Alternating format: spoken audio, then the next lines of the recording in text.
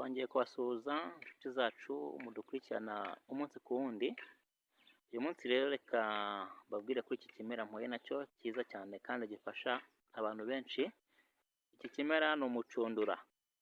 Uyu mucundura rero reka mbabwire ko ari umwe mu muti mwiza cyane ufasha abagabo bagira cya kibazo cyo gucika intege mu gihe cyo kubaka urugo cyangwa se cyo gutera akabariro.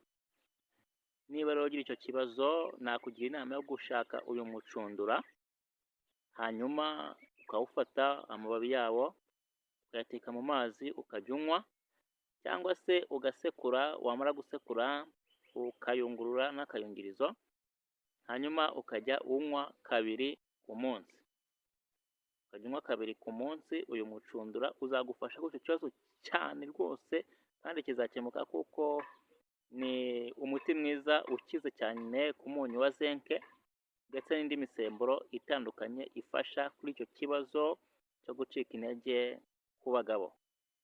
Ngaho rero ni ahanyu, umucundura uboneka ahantu hose, wawushaka mu gihe ufite icyo kibazo nawe ukivura, hanyuma icyo kibazo kigakemuka.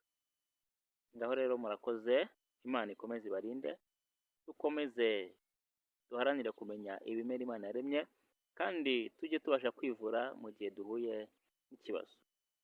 Murakoze, Imana ibarinde.